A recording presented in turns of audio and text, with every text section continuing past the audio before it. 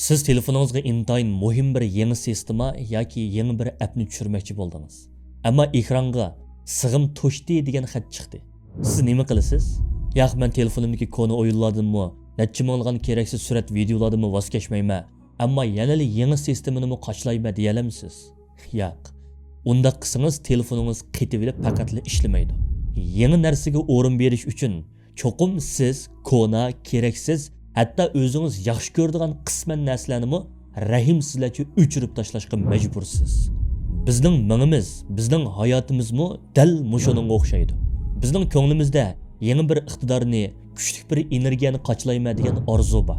Ammo biz o'zimizdagi shu keraksiz g'ururlikni telefonga tikilib o'tkazadigan behuda vaqtimizni o'chirib tashlamay turib, g'oyimizga o'rin bera olamdik. Fizikada o'zgarmas bir qonuniyat bor. Yuqoriga o'rlash uchun cho'qim oldi bilan yukni yeniklatish kerak. Siz bu texmi yuksaklikka chiqmoqchimi? Undaqda sizni tövanga tortib turgan shu ig'ir yuklardan cho'qim voz kechishga majbursiz.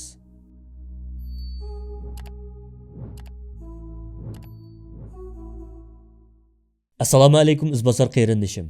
Bizning millatimizda, xususan biz yoshlarda dal mushuningdek bir psixikalik kasallik bor.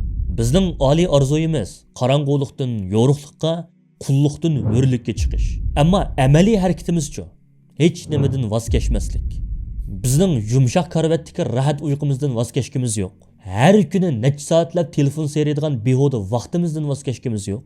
Saxta davrang va quruq yuz obro'y talishdan voz kechkimiz yo'q. O'ylab beqinglar. Mo'rimizga mana shuningdek shunchalar ko'p yuklarni otib olib turib, bizni tövanga tortayotgan zulmning, nodonlikning tortish kuchidan qutulg'ili bo'lamdi? Yo'q, hargizmi bo'lmaydi. Iqtisodshunoslikda fursat tanarxi degan bir hukm bor. Ma'nosi shuki, dunyoda hech qanday haqsiz narsa yo'q. Siz bir narsani tanlaganla bo'lsangiz, sezmagan holatda cho'qib yana bir narsadan voz kechayotgan bo'lasiz. Masalan, hozir 2 soat vaqtingizni ko'ngil ichish programmalarga sarf qilishni tanladingizmi? Demak, siz dal shu 2 soat kitob o'qish yoki yangi bilim o'rganish fursatidan voz kechdingiz. Yoshlar, bizning eng xatarli xatoligimiz hammasiga bir vaqtda erisha olamiz deb o'ylab qolishimizda. Hamman kuniga 5 soat o'yin o'ynab, tordagi hamma videoni ko'rma, hamman kelgusida millatni qutqizadigan olim qahramon bo'laman deysiz. Bu o'zini aldashdan boshqa narsa emas. Tarixga, bugungi reallikqa, hatto qarshimizdagi raqibimizga qarab beqing. Ular o'z g'ariziga yetish uchun kech kunduz loypatqoqning ichida mashq qilyotdi. Barliq rohatidan kechyotdi. Undaqda bizchi?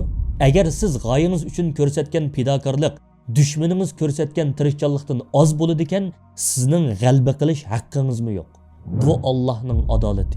Ozodlik va muvaffaqiyatning bahosi faqat quruq duo yoki hissiyot bilan to'lanmaydi. Uning bahosi faqat va faqat fidokorlik bilan to'lanadi. Undaqda haqiqiy fidokorlik degan nima? Kelinglar sahobalardan Suhayb Rumiyning hikoyasiga quloq solaylik. U Makkadagi eng boy savdogarlarning biri edi. Payg'ambarimiz hijrat qilganda, u barliq narsalarni tashlab Makkadan chiqmoqchi bo'ldi. Mushriklar uning yo'lini to'sib, "Sen bu yerga quruq qil kelib, bizning oramizda pul tepib, biyib, amdilikda o'zingni bizdan qochirib, butun mulkingni ep ketmoqchimi? Buningga biz hargizmi yo'l qo'ymaymiz" dedi. Suhayb bir sekund mishkilanmadi. U parvosizlik bilan, "Agar men butun boyligimni, oltinlarimni, do'kon saroylarimni sizlarga qoldirib qo'ysam, mening yo'limni ochamsizlar" deb so'radi. Ular xo'shal holda ha deyishdi. Shu yerda Suhayb bir umr jafo tortib yiqqan butun boyligini ko'zini qisibmi qo'ymasdan tashlab berdi. Ustidagi oddiy kiyimi bilan Madinaga qarab yugurdi. Madinaga yetib kelganda payg'ambarimiz uni yiroqdan ko'rib hayajonlangan holda nido qildi. Suhayb foyda oldi, Suhayb sodida o'tdi. Mana bu haqiqiy fidokorlik. Qarang, u nimani yo'qotdi?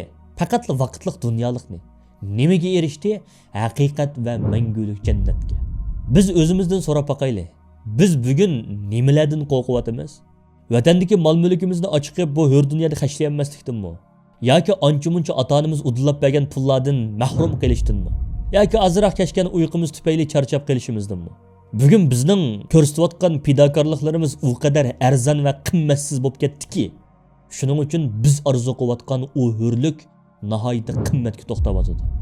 Ey kelgusining izbosari, bugundan boshlab mingingizdagi bu fidokorlik degan so'zning ma'nosini o'zgartirishga tirishing. U yo'qotish emas, balki u eng oliy darajalik mablag' selish. Bir dehqon bir tag'ar bug'doyni qora tuproqqa chechiversa, ko'miversa, tashlaversa, u shu bug'doyni yo'qotgan bo'lamdi. Yo'q. U ahmoq emas. U bu orqali kuzda oladigan 100 tag'ar bug'doyni oldin setib oldi. Mana shuningga o'xshash millat uchun, haqiqat uchun vaqtingizni, yoshligingizni sarf qilish ziyon tortish emas. Balki bu ati o'gin o'z farzandimizni qo'limizga olganimizda ularning ko'ziga numus qilmay qaraydigan yuzni setib olishdir. Bu bolalarimizning qul bo'lmasligini setib olishdir. Shunga har qitim biror rohatdan voz kechganda ichingizda og'rinmang, afsuslanmang, mag'rurlik bilan o'zingizga deng. Men hech nimani yo'qotmadim. Men kelgusidagi g'albi uchun mablag' soldim. Xulosa shuki, yumshoq karvatda yetib davlat qurg'ili bo'lmaydi. Agar sizning hozirgi hayotingizda hech qanday tar oqqizish, hech qanday charchash va voz kechish bo'lmayotgan bo'lsa, aniq bilingki, siz xato yo'lda menyapsiz. Unda qo'sa bugungi 24-topshiriqingiz. Hozirli qo'lingizga bir qog'oz iling. Hayotingizda sizni eng ko'p rohatga bog'lab turgan, yuksalishingizga to'salg'i bo'layotgan ashu ig'ir 3 tane yukni yozing. Masalan, manfaatsiz sin ko'rish, hashamat va quruq obro'y qo'g'lishish, isrofchilik, ortiqcha uxlash. Bugundan boshlab mushu 3 narsaning kam deganda yarimidan keskinlik bilan voz kechishga o'zingizga qasam bering. Telefonni 1 soat azaytib kitob o'qing. Tomoqni oddiylashtirib, tijigan pulni yaxshi ishlarga atang. Uyquni 1 soat azaytib plan tuzing.